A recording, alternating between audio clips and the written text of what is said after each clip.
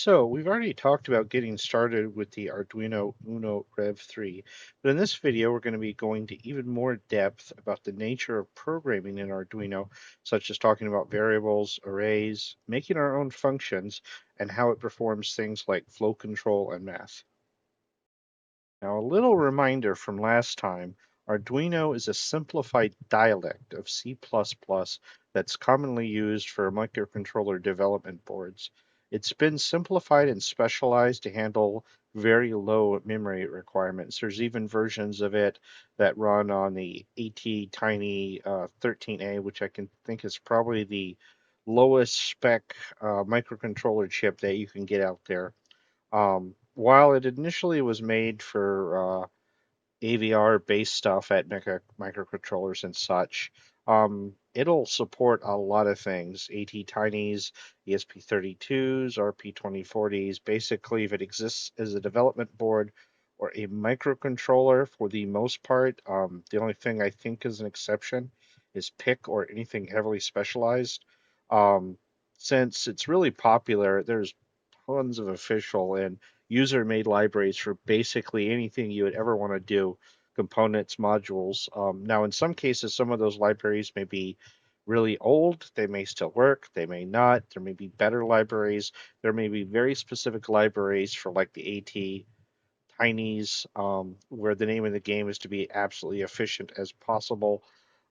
Sometimes, again, this could be a disadvantage. It can be overwhelming. So many libraries that you're really not sure what to pick. You might look up articles and something from 15 years ago might suggest this.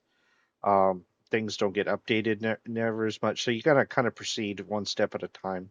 Now, the programming language is an interesting mix of high level and low level language, which is indicative of C-based languages in general.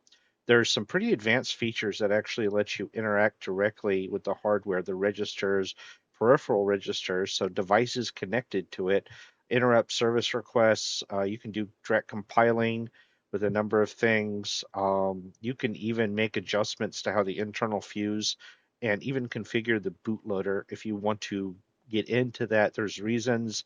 This video is certainly not going to cover it. Some of it's almost above my head.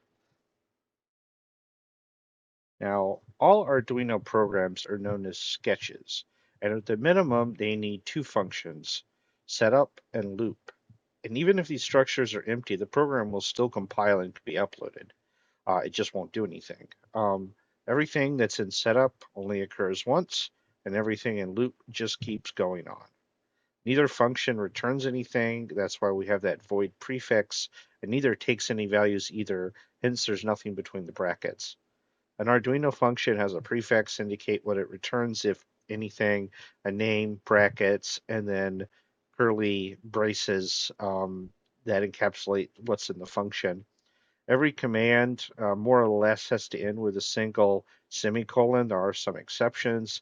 That's how you tell it that it is done with that statement. Comments or double slashes, or you can do a block with a slash, asterisk, and then end that block with an asterisk, other slash.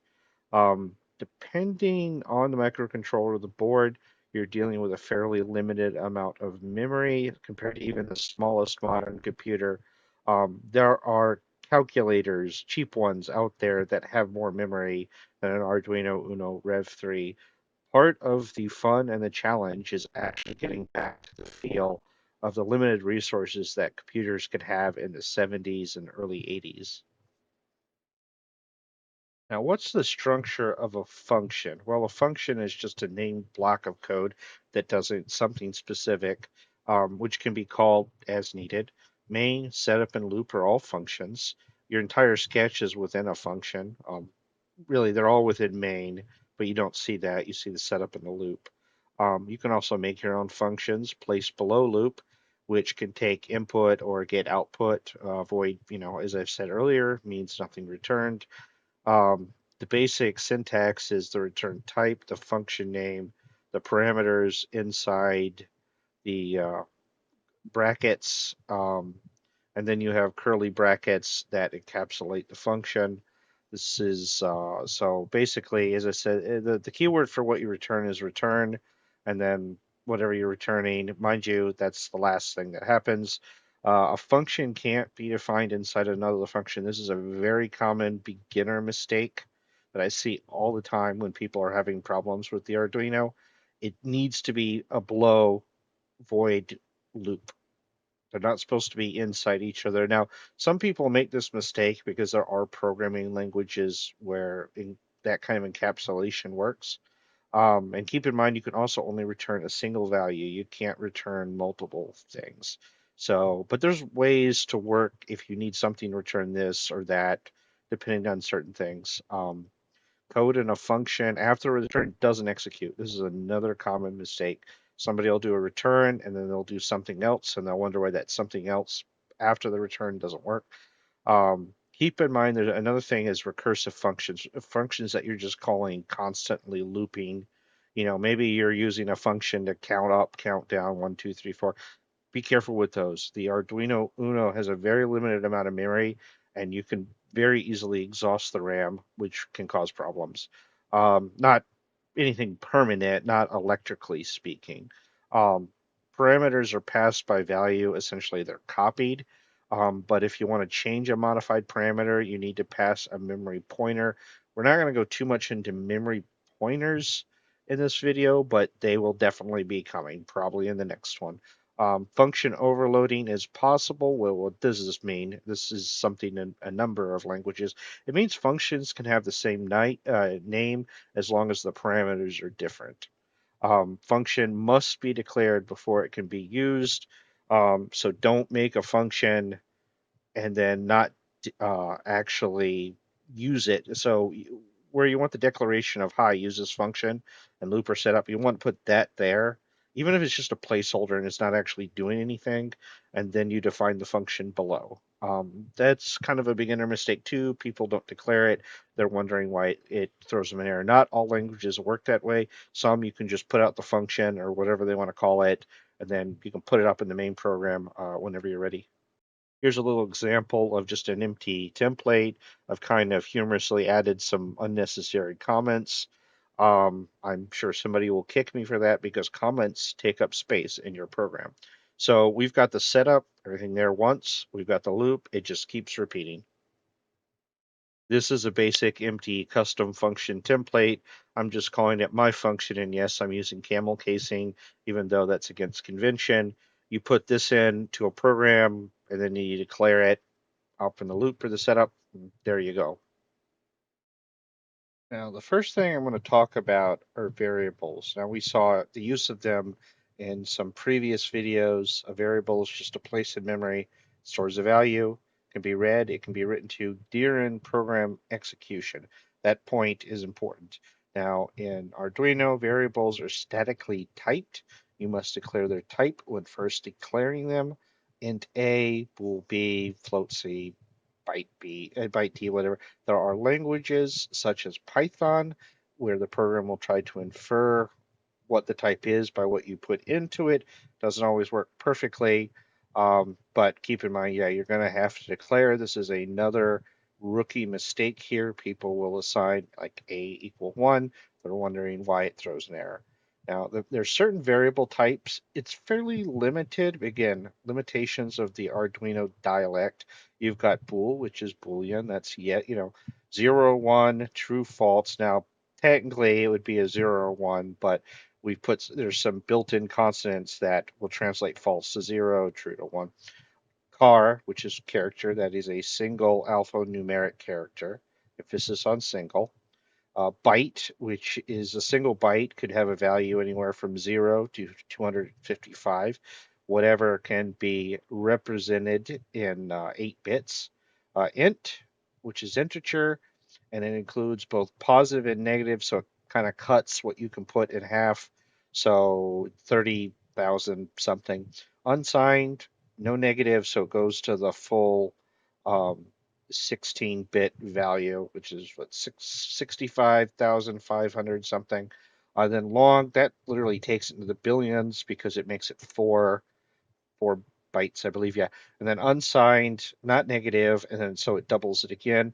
And then we have float, which believe, yeah, it's 4 bytes so that it can have a lot, tens, hundreds, and so on. Strings are possible. There are two ways to do this. There is the traditional C method where a string is a character array, and then a newer method is using a string object. However, this is not a variable in the strictest sense.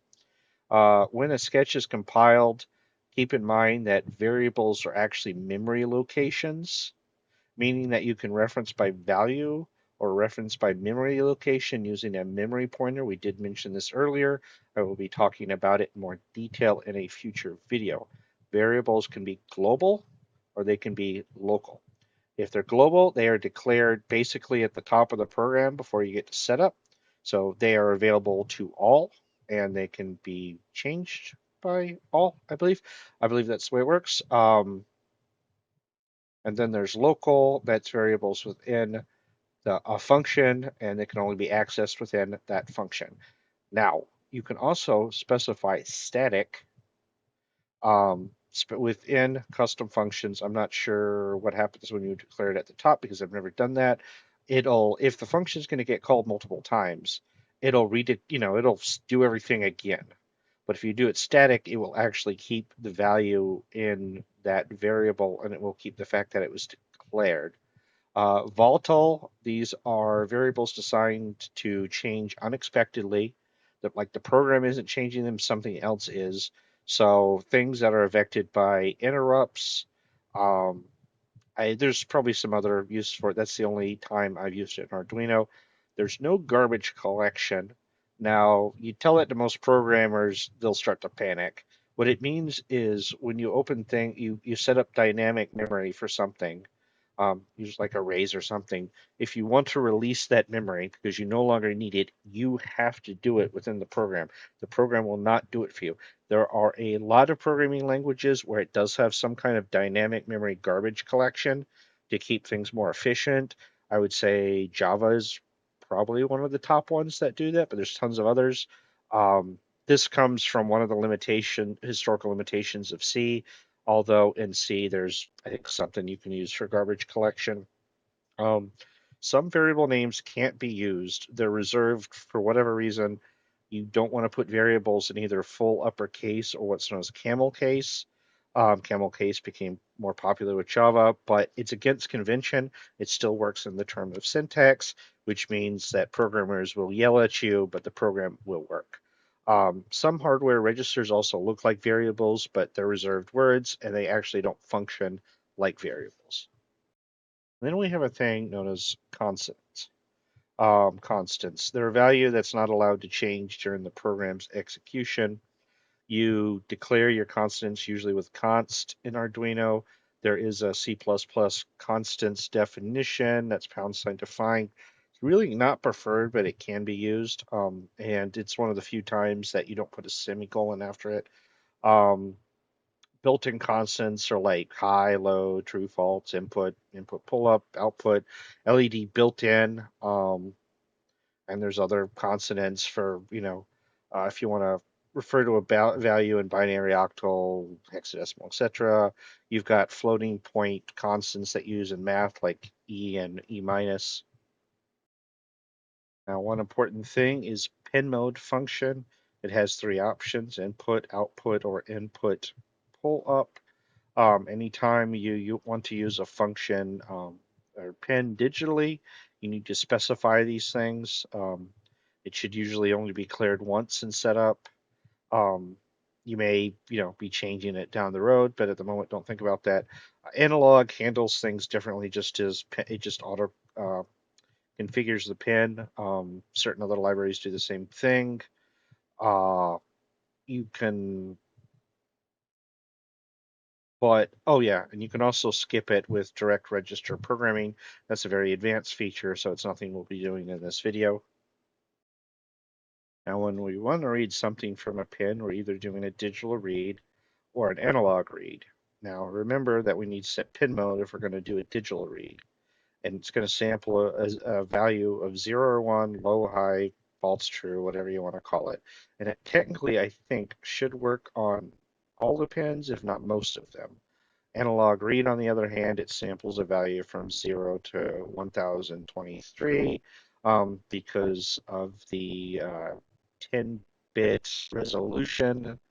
Um, and any digital pen that has pulse width modulation, I believe it will also work.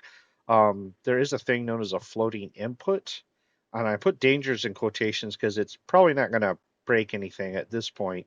But if a pen's floating, voltage is everywhere, electricity is everywhere, so it could suddenly trigger from a really small value of static electricity in the air. That's probably not going to do any real harm, especially to a basic circuit, but keep an eye out for that. You don't want floating inputs. Um, Digital read, I showed some examples here, and I told you about pin mode.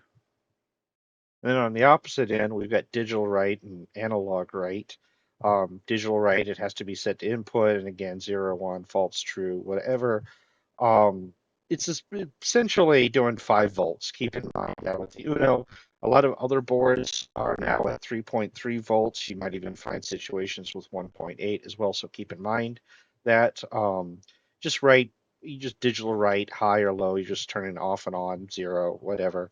Analog write, again, you can go from 0 to 1023 or whatever number, as long as it doesn't go over that, because again, 10-bit. So here we're on Walkwe, and I'm just giving you an example of how variables, custom functions, constants work. So I have every type declared as variable right up above. This makes them global as opposed to being inside a function. Although, because if you put them in setup or local, those are functions. I mean, they're the entry points into the program, but it's still part of a function, and they're both part of a hidden main function as well. So declaring global ones outside there, we got a bool, test one, we have it set to false. We got car, which is character, test two. We use single quotes for that. There are reasons from C and C++ that I'm not going to get into now why you do it. Byte, that can be anywhere from 0 to 255. It's one single byte. We've got an integer value. I think it goes, when it's signed, it's like 32,000 something on both sides. When it's unsigned, it's the 65, what, 656 or whatever, because you're not doing negative numbers long. That goes, I think, billion, 2 billion. Unsigned doubles that. So if you need really large numbers, you have to go with long and unsigned. Now, the key thing between a lot of these is just how many bytes. Are they using 1 byte, 2 bytes, or 4 bytes? With something as small as the Arduino Uno, that could matter when programs get complicated. And then we have float, anytime you have a decimal number, positive or negative. And then we've got constant. Um, there's constant, and then convention says capital letters. I don't think by the cent. Actually, you know what? Let's just see. I'm pretty sure by the it's just a convention. Yeah, it's just a convention. So the convention is that constants should be in all caps. And that one I'm just setting an int. You can also see # define used. That is used in a lot of other languages. It's sort of a convention not to use it because you're not using the other # things normally. Program's not going to break though. There's always a possibility that one day down the road, but yeah, don't worry about it. So we put everything into setup for calling custom functions because we just want to do it once. We don't want to loop this. Looping stuff unnecessarily puts more strain on the dev board. So whatever you can call just once or need to call it just once through the entire program, put it in setup. So the first example is pretty simple. It's void. It doesn't return anything. Test underscore function, I just picked a name. Um, Brackets here, both sets of brackets are important. You do whatever you want to do in the function. I can set like a local, like let's just say, I don't know, int x equals 7. Let's run that. Okay. Oh, no, it didn't compile. What's going wrong here? Let me try that again. Take that off. You may have made an oopsie somewhere. I don't know. Okay, weird. Um, hmm,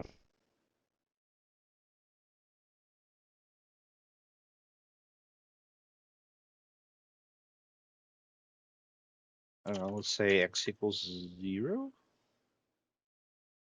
Okay, yeah, it's not declared. That's what I thought.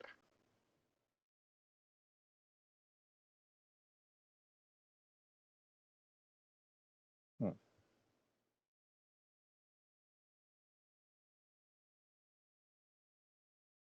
No, I'm just going to comment those two things out for now. Oh, you know what? I just realized what the problem is. I don't think I'm looking to declare the data types. Let's see. Oh no, this does not name a type. Hmm, interesting. Do that. Maybe it's the defined one that's not. Yeah, okay, that's what I forgot. When you use const, you're declaring the data type. When you're doing define, you don't. That's part of why const is better.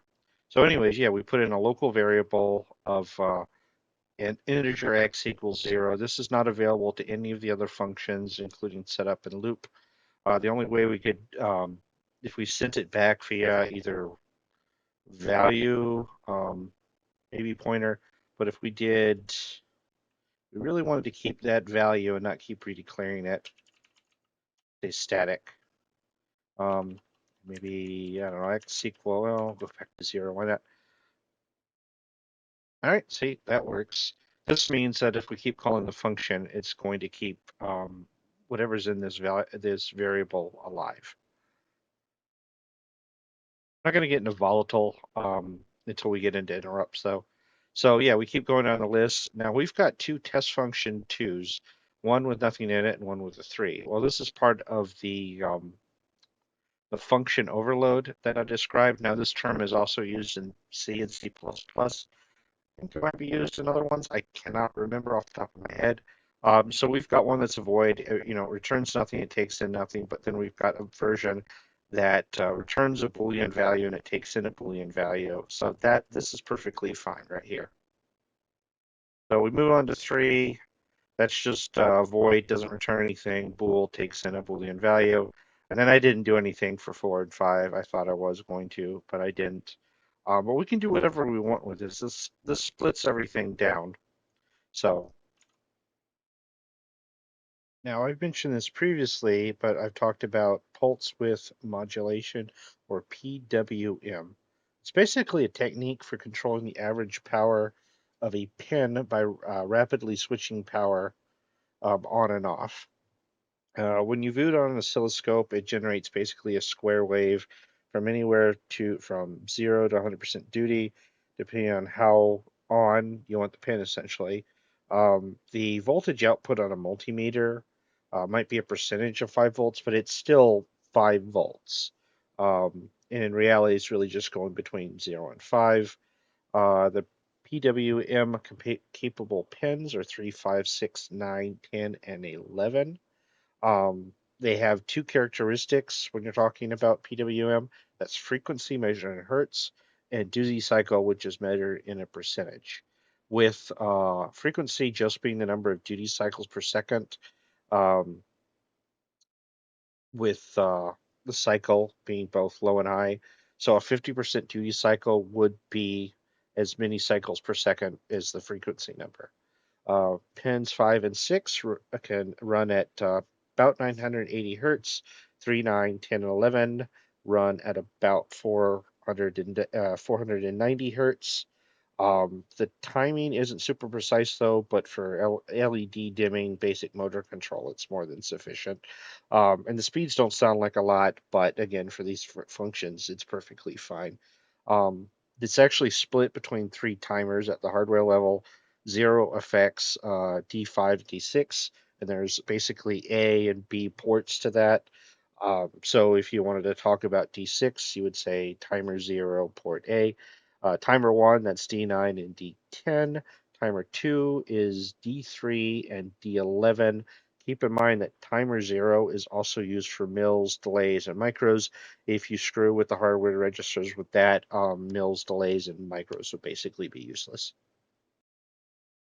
All right, so this is a demonstration of pulse width modulation, and we've got it set to pin 9. Now, I believe pin 9 is on timer 1 on port A, so if we wanted to mess with it, that's how we would use it. Let's just turn it on, see what it does. All right, the LED fades, it pulses. We've got an integer here at the top set to 9, which is the pin. We've got a brightness and we've got a fade amount because we don't want to fade too little or too much, so we wanted to control that. We're setting the LED pin to output. That pin mode is actually not necessary. They just put it in for whatever. So if you really wanted to remove it, you could remove this part entirely.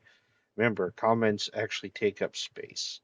So really, all we're doing is we're doing a analog right, the LED, there's the pin, and the brightness, what number should it be?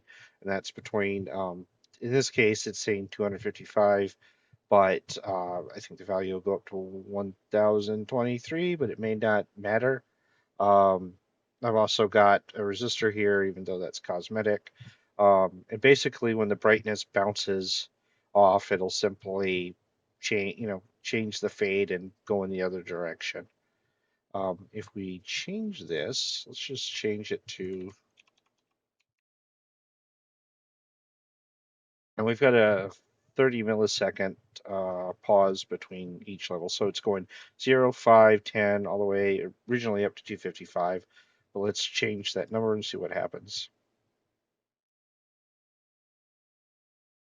Yeah. Since it's a higher number, it's, really putting out the output. All right, let's put it back down to 5. Now, keep in mind on here, this doesn't look like much of an effect. In real life, this will be far more pronounced.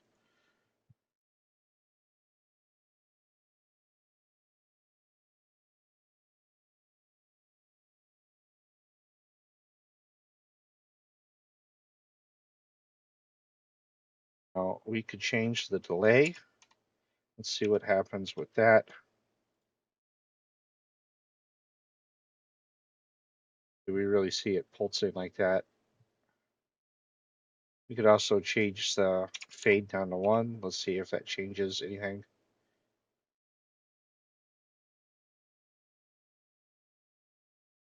It's going to be slower. All right, well, we would probably want to slow it, speed it up here.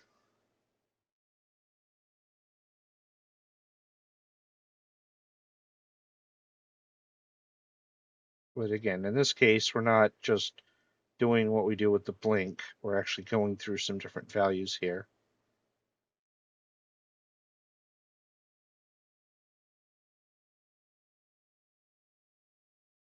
Usually the first thing we think about when we think about a computer is that it can basically an overgrown calculator.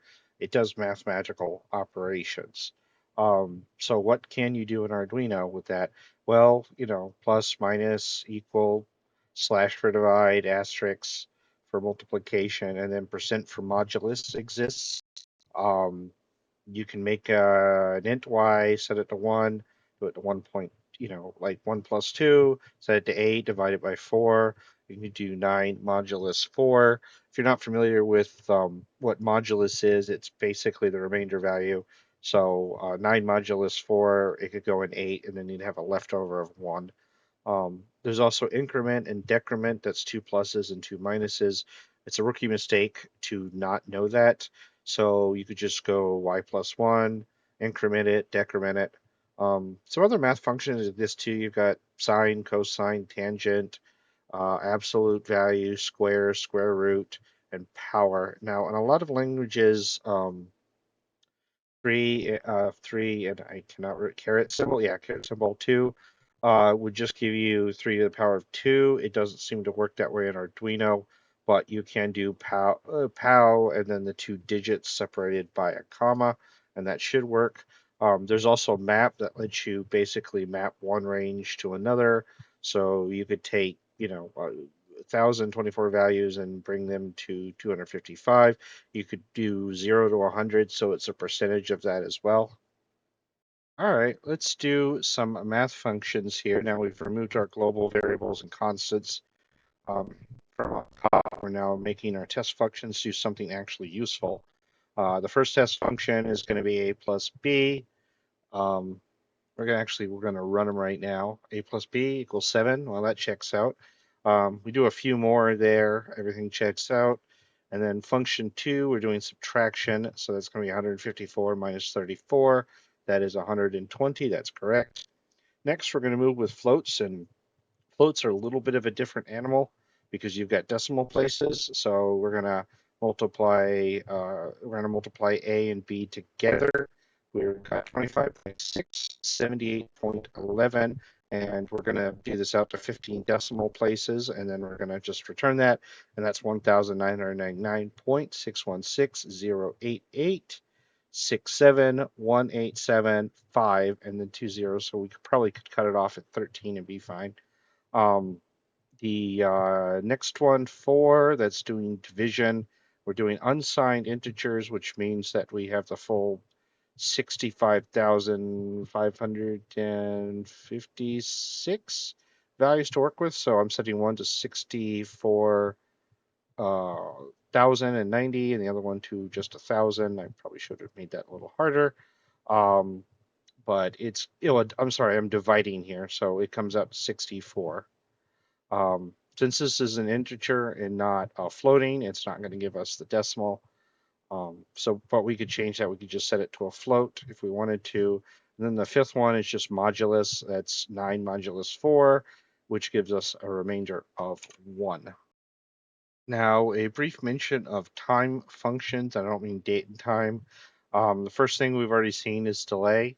Executes the next instruction by a specified time in milliseconds. There's also a delay of microseconds, but again, microseconds. Keep in mind these are not perfect. So you may get a fraction left over or whatever. If you need precision, there may be other tools. Millis returns the number of seconds since the sketch started. That way you've got some kind of program timer. Micros does the same, but it's microseconds. There are additional time and date functions in the time library, but we'll probably cover it in another video. We've talked about comparisons and Boolean logic in previous videos. In Arduino, we've got for the not equal, we've got less than, not equal, equal, uh, greater, greater than or equal. They're all available. We've got Boolean for a logical not, for inversion, a logical and a logical or. Comparison and Boolean are very important often for an Arduino sketch or any programming language. And it's common in programming. Keep in mind, one equal sign is assignment, two equal signs is an equal to comparison.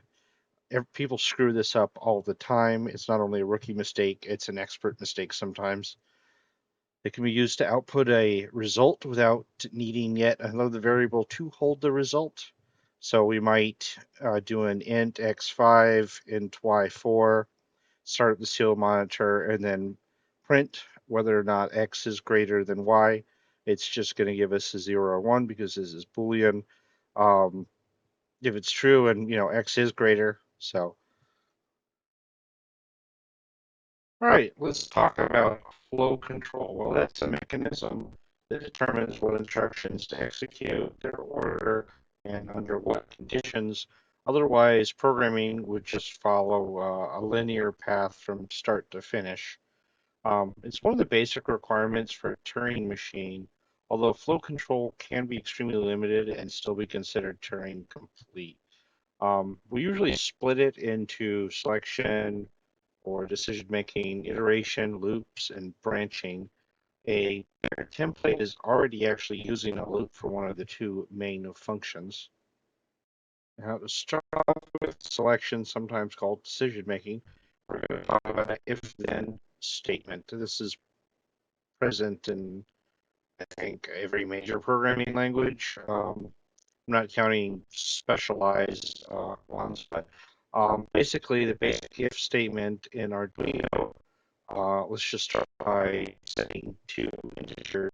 We're going to do an if x is less than y, and then we print out a message. This is basically valid ways you could do it in a program. Now, obviously, if this gets evaluated, it's going to be true, which is it's going to do here. The question here is, what do we do if it's false? Well, that's where if then else comes in. Now keep in mind, just else by itself, it's not going to further evaluate. If something's true, it'll do this, else it does that. So I changed the thing here, so x is less than y. Well, what if we changed it so it's not? Then it would be x is not less than y. Keep in mind we don't have an equals to that, so if they were equal, it would be x is not less than y. We can also do an else if and have a further condition, and we can do this as many times as we want in a row. Another way that flow control can be handled with decision making is what's known as a switch case. Not every language has this, although sometimes you can fake it. It's really good if you have multiple possibilities instead of chaining up a bunch of then if then else. You just say switch and then case one, case two. So in this case, it's X. Is it one? It's going to say it's equal. If it's two, it's going to say it's equal to two, three, three. And then we have a default. If it doesn't meet any of those cases, X means something else. But we need to, in Arduino at least, we need to put a break through each of these to get out of the switch statement. Then we have repetitive flow control, iteration or looping with the while statement. Well, this is actually already happening in the background with the loop function. But yeah, it's pretty simple. You've got brackets and then you've got curly brackets. While with nothing in the brackets, it just loops forever.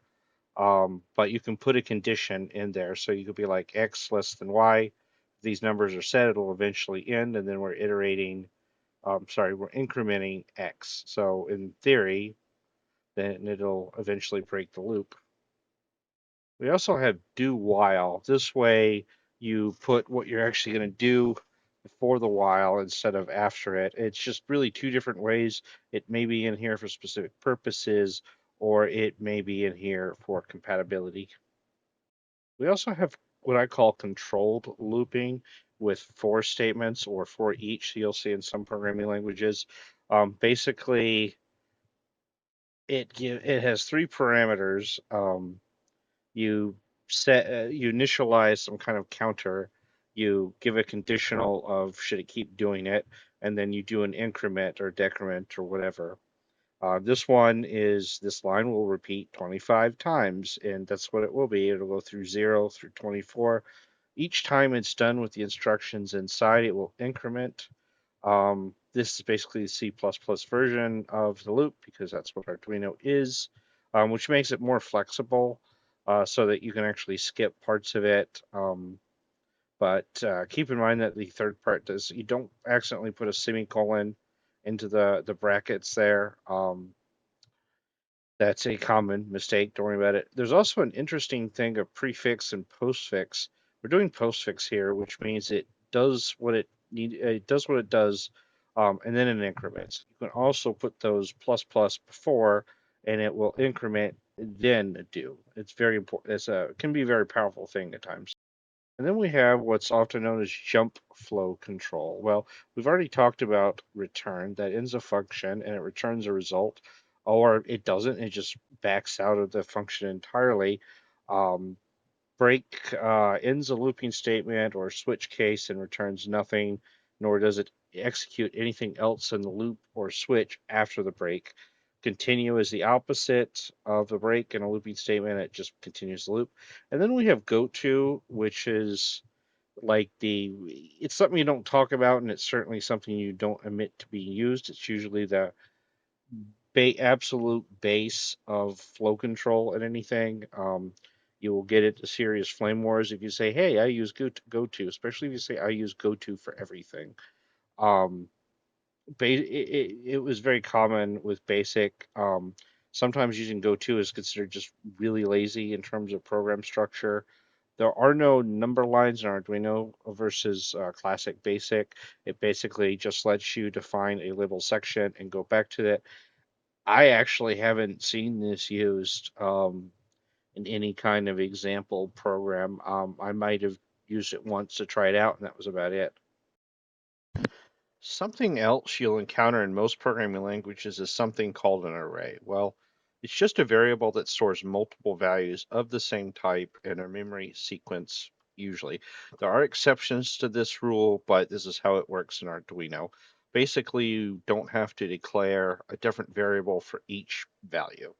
So normally we would do like int, value one equal one, value two equal two, etc.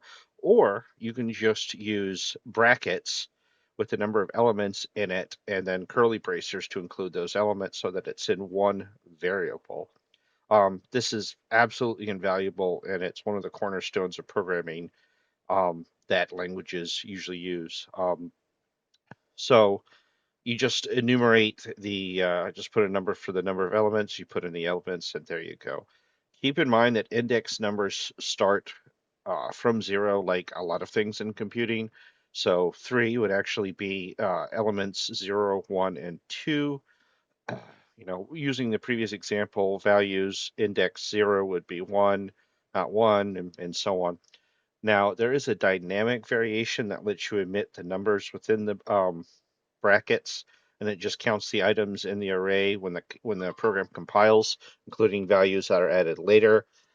Using the char variable to create a string via a character array is a classic thing that's been part of C probably since the beginning. Keep in mind that this array will also include a space and an end of string character. So if you have an array of 5 characters, the array will actually be at least 7. They can also be multi-dimensional in Arduino as well as other languages.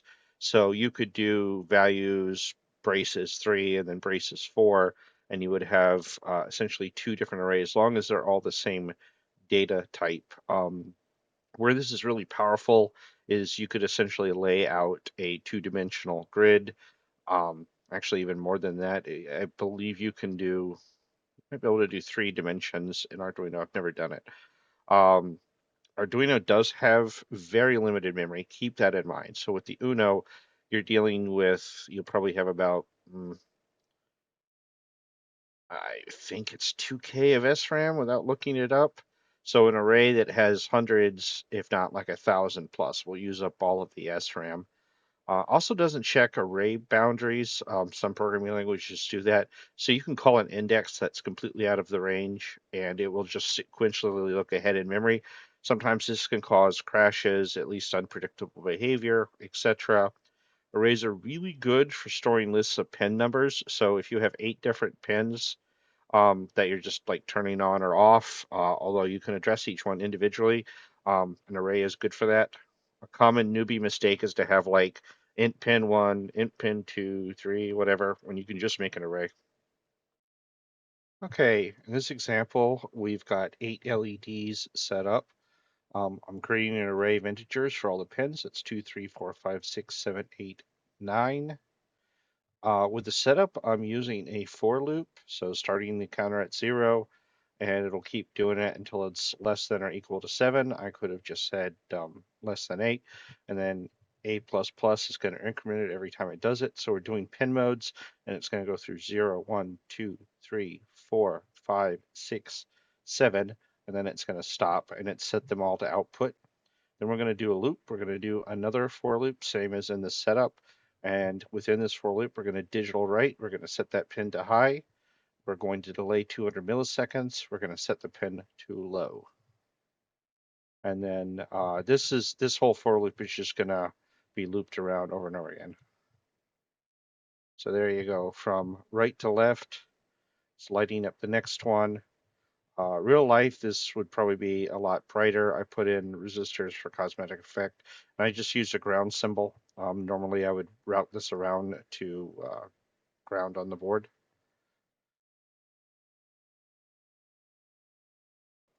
Now, if we want, we could do some alterations to this program. Let's not just have it go back in that one direction. Let's make it bidirectional. Well, if we're going to do that, we need to change all this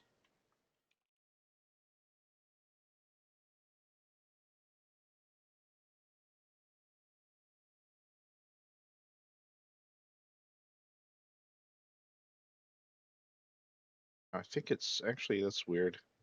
Feels like it's skipping. Is it skipping that one? Oh, no, wait.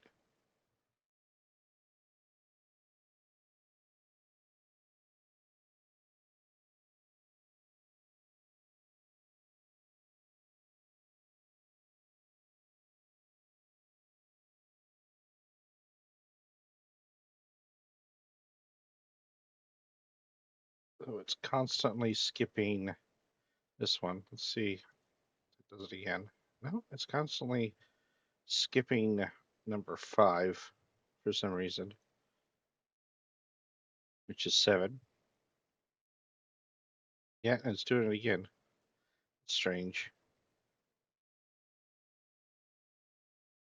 Not entirely sure why it's doing that, but let me edit out. Let me put a comment block around this and see what happens. Here's some basic debugging for you. Oh no, it is skipping it. That's strange.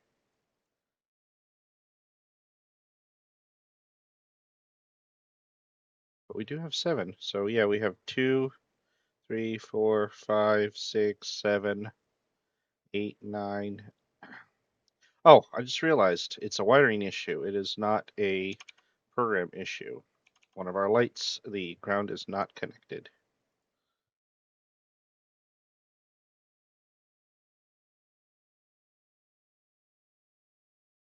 There we go. So it's just going back and forth now because we got 2 for loops, one going up, one going down.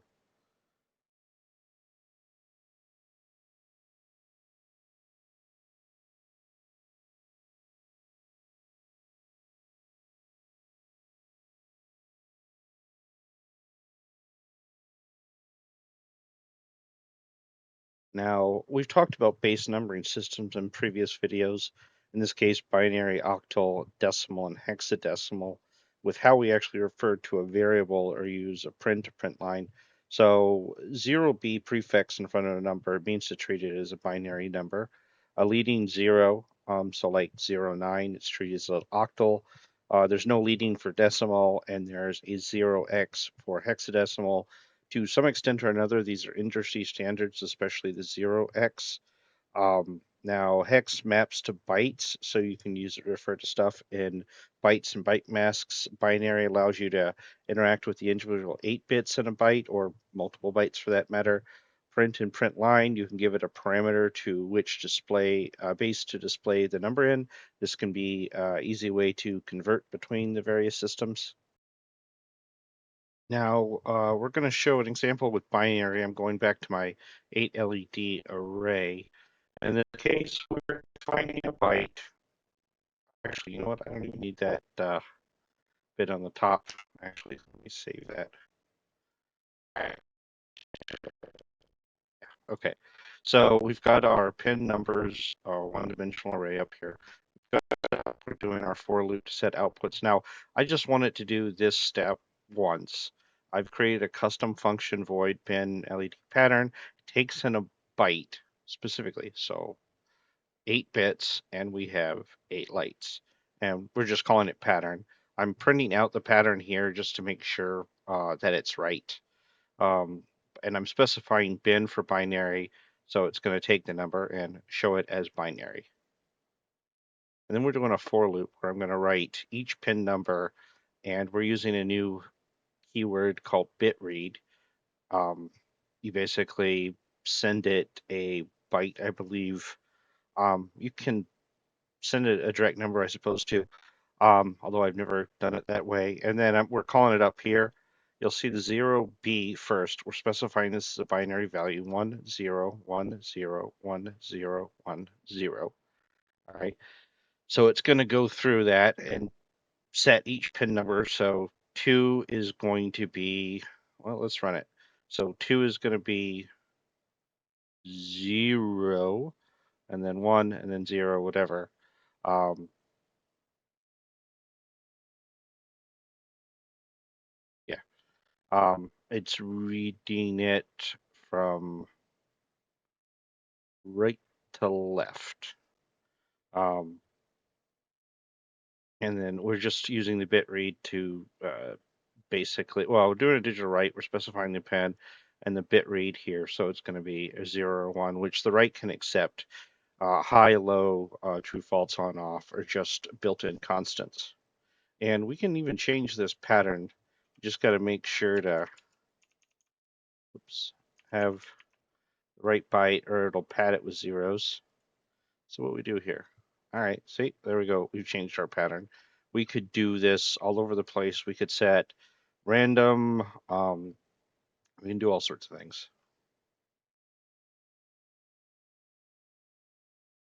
And here's a better look on representing the number, the base number, something a little more simpler. So basically, we on the top here, I'm showing octal codes are actually used for certain ANSI control signals. Not all of them are going to work. The bell beep one doesn't. I mean, these are very old codes, but you've got a new line, you've got a carriage return, um, you've got a terminal bell, which doesn't do anything. I've set some variables up. X is represented in decimal, binary, octal, and hexadecimal. Keep in mind each of these DEC and bit and so on, they have to be in capital letters. They are constants. So let's run it. Let's ignore the stuff at the top. We have 28. In binary, it's 11100. In octal, it's 34, because digits in octal can only go up to 7. Then in hexadecimal, it's 1C. You'll encounter octal with dealing with anything with file permissions and a few other things. Basic programming, there's not a heavy use for it. But again, future video, we will get around to that. Now, writing out all those zeros and ones can be pretty exhausting. What are our other options? Well, we're using a byte. We can also represent a byte as hexadecimal, if you remember from earlier. So instead of 111, or 4 ones and then 4 zeros, I can just represent 15 as an F, and then I'm just representing the others as 0. And this cuts down on the amount of characters, which in a very small way also, I believe, cuts down the program size. I'm not entirely sure. The compiler may just expand the number anyways, but yeah, it gives us the same result. So we can do another pattern. We can do, say, B, which would be 11 and, I don't know, 7. There we go. We got a representation. This can be important because this can be a way you can do the calculation here. You could do the LED lights. Say you're passing through bytes as an output to see which is in each byte in terms of binary values.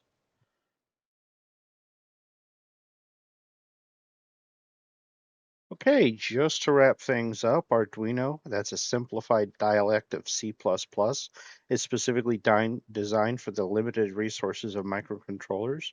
It originally was just for AVR-based ones, but it now works with a whole host of microcontrollers, microcontroller dev boards. It's easier to list the ones that don't work with it. Sketches have a basic template involving 2 functions set up in a loop. Setup does it once, loop keeps going. You can make custom functions. They can't be inside another function. They're usually put below the loop. Um, Custom functions have a return type and parameters, or they don't. In really simple examples, variables or places in memory, they store a value that can be changed during program execution. They do need to be declared first, and you need to specify a data type before being used. Constants are like variables, but can't change during a program's execution. There are a number of built-in ones. We talked about flow control, decision making, repetition, jump. We talked about if then else, else if, do while, switch, for loops. We also talked about what return, break, continue, and the infamous go to do. We mentioned pin modes. You need to set those for digital pins, for digital write, digital read. Analog write, analog read can be done on PWM capable pins, and they don't need a pin mode. We talked about pulse width modulation and how that can work for fading an LED. We discussed arrays. Instead of each individual variable of the same type, you can put them all together. This is useful, say, for listing an array of pins. We also talked about base number representation. We can work easily with binary, octal, hexadecimal, and decimal. Well, until next time, have a good one.